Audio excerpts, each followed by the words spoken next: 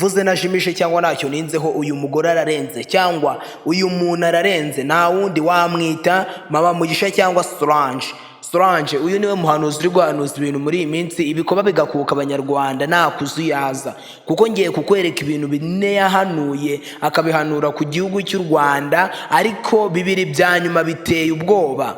Ibyo bintu kandi bibiri byarasohoye ariko haracyabura ibisigaye gusohora, ni nabyo biteye ubwoba. Ese ko ibisigaye gusohora ari icyo ari gutindaho cyane, icyo ari gutindaho kuko bigenze gute? Mbabarira ubane na Mugisha na Mama Mugisha cyangwa na Solange kugira ngo umenye buri kimwe cyerekeye ku gihugu cy'u Rwanda. Ibikuba biri gukuka abanyarwanda kubera ubuhanuzi bw'uyu mugore. Ese mu by'ukuri k'uyu muhanuzi muri iyi minsi ibintu byose ari guhanura biri guhita bisohora kandi bidatinze bitajuyaje, ibi ngibi byo tubibare gute? Tubyite ibiki se koko? Ese iri ni ishyano koko hano yariguye? Mu by'ukuri ndakwinginze kugira ngo uze hano kuri Global City kugira ngo buri kimwe ukimenye. Nge tugiye kubana nk'ibisanzwe ni Isaac. Ibuka gukanda subscribe, comment, like iki kiganiro nikikunyura. Reka turebe, let's go.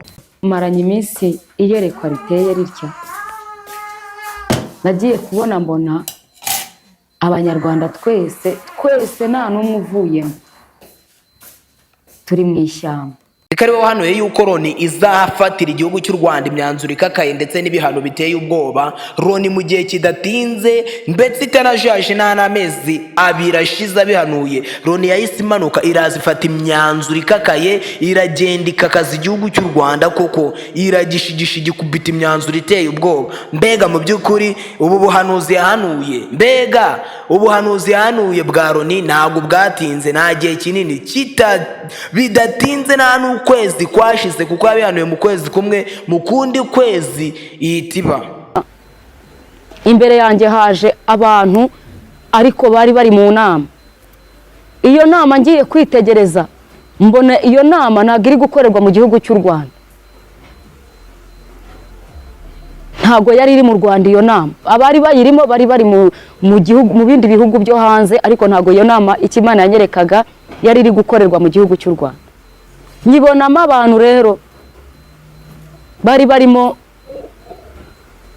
bayiganiriramo cyangwa se bayivugaho. Ikintu nabashije kubona muri iyo nama cyangwa se kumva muri iyo nama yari irimo ikorwa n'abo bantu, kuko bari benshi ariko bicaye bose bari hamwe muri iyo nama. Nagiye kumva numva harimo kuvugirwamo ibintu bikomeye, ari byo ngiye kukubwira. Ibintu bikomeye byavugiwemo, nabonye barimo kwiga ku gihugu cy'u Rwanda. Mbona barimo kukigaho ngo bashaka kugifatira imyanzuro ikomeye yo kubabaza igihugu. Ndabisubiramo, nabonye iyi nama irimo gucurirwamo imigambi cyangwa se irimo kwiga ku gihugu cy'u Rwanda, bakigiraho kugifatiraho imyanzuro ikomeye izagira ingaruka ku banyarwanda bari mu gihugu twebwe nanjye ndimo. Mbona hari n'ibindi bihugu nabyo barimo kwigaho, ariko byo simbivugaho kuko ntago mbituyemo, ndavuga mu gihugu cyanjye njyewe ntuyemo mbarizwamo. Iyo nama nkomeje gusenga Imana, kuko abo bantu ntago bavugaga ururimi rw'Ikinyarwanda.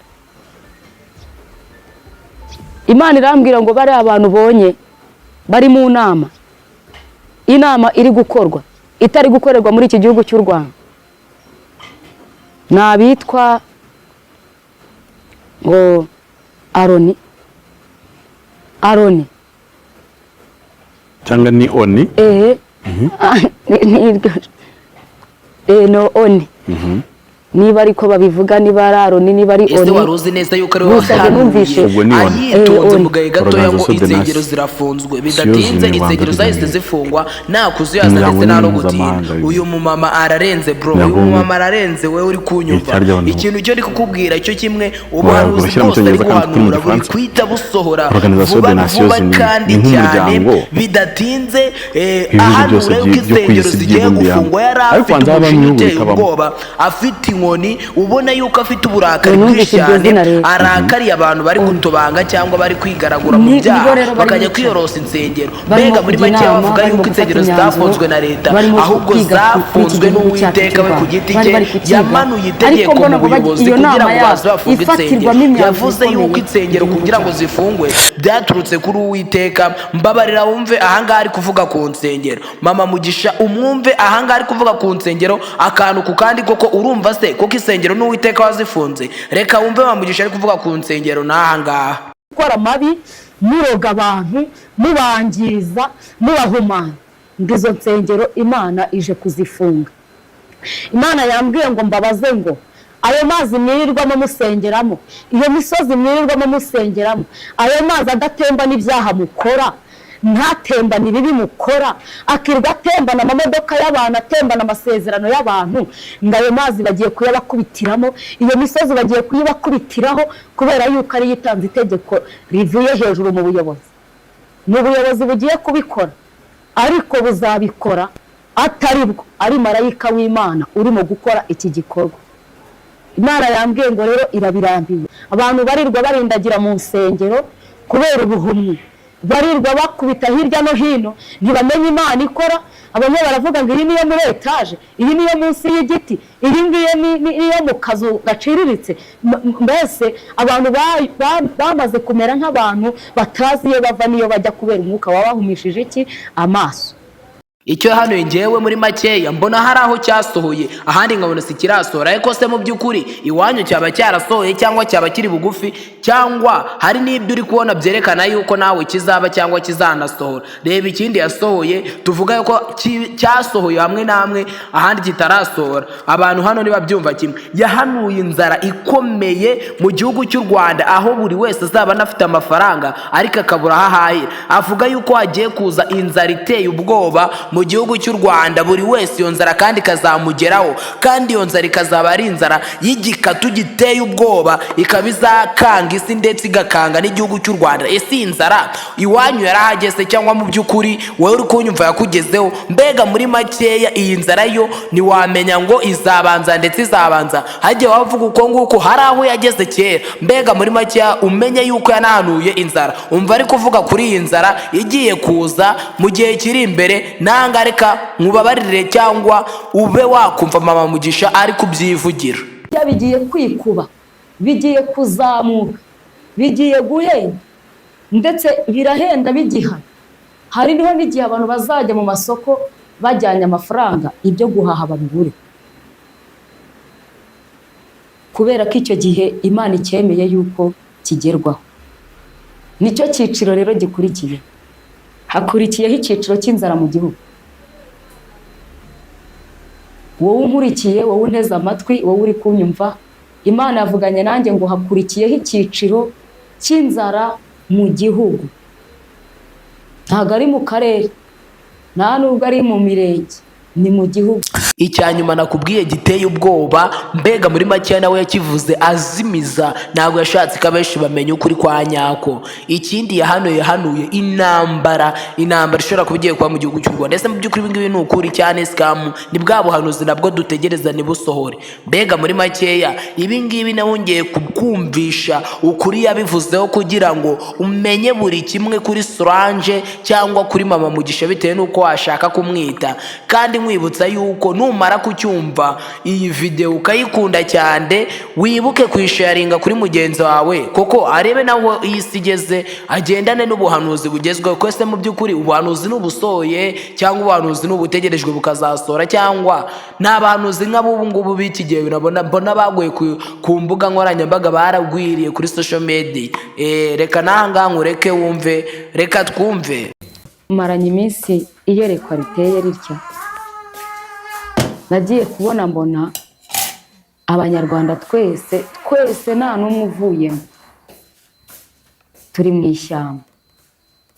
Ariko iryo shyamba ngiye kubona mbona ririmo gushya, umuriro mwinshi. Hanyuma mbona twese uko turimo, buri wese afite imizigo, buri wese yazinze afite imizigo, abafite za matera, abafite mbese nka kwa kundi umuntu, niba nabigeranya nk'iyo twimutse twebwe abantu dukodesha, hari ukuntu uba ufite matera nyine imizigo bigaragara ko uvuye aho wari uri ugiye. Rero nabonaga duhagaze mu ishyamba ririmo gushya, umuriro kandi ufite imbaraga, mbona buri wese ahagararanyemo n'imizigo. Muri uko kubona duhagaze mu ishyamba ririmo gushya, nkabona harimo abantu bahagazemo ariko umuriro utabatwika badashya, ariko hakaba n'abandi barimo gushya. Hakaba harimo abandi bantu bahagaze muri uwo muriro ariko utabageraho, mbese ububabare bw'uwo muriro baba batarimo kuwumva, batarimo gushya. Nagiye kubona mbona ku mipaka ahantu hose hagiye ingabo. Nabonye ari ingabo zino abasirikare bari bambaye zino ngofero zitukura. Mbona ahantu hose barahahagaze, habaye uburinzi bukomeye ku buryo nta muntu n'umwe uva muri iryo shyamba ngo yambuka ajye mu kindi gihugu. Wenda ngo ube wava hano mu Rwanda ujye mu Burundi, ube wava mu Rwanda ujye Tanzania, hose hahise hashyirwa uburinzi. Nabonye bwari buri gukorwa n'abo basirikare ku buryo twebwe mu abanyarwanda, iryo shyamba uwari utanze itegeko yari atanze itegeko ngo twese duhiremo, nta bundi buhungiro dufite, ntaho kujya hahari, mbese ntaho gucikira hahari. Niko iryo yerekwa naribona. Hanyuma mbona rero hari abantu bahagazemo badashya, batarimo kumva ububabare bw'uwo muriro kandi bawuhagazemo. Ndasenga mbaza Imana ngo mbese Mana ibi ni ibiki? Imana irambwira ngo nubwo mutabona umuriro, mutawurebesha amaso yanyu, ariko umuriro urahari. Kandi igihe cyawo cyo kugira ngo wiserure ugaragare kigiye kugera, kugira ngo uwo muriro buri wese, amaso ya buri wese awubone. Gusa Imana irambwira ngo hari abantu bafite uburinzi. Imana yemereye uburinzi, n'ubu igikomeje kugenda yemerera uburinzi. Umuriro ubukana bwose waba ufite, abo bantu ntacyo bazaba.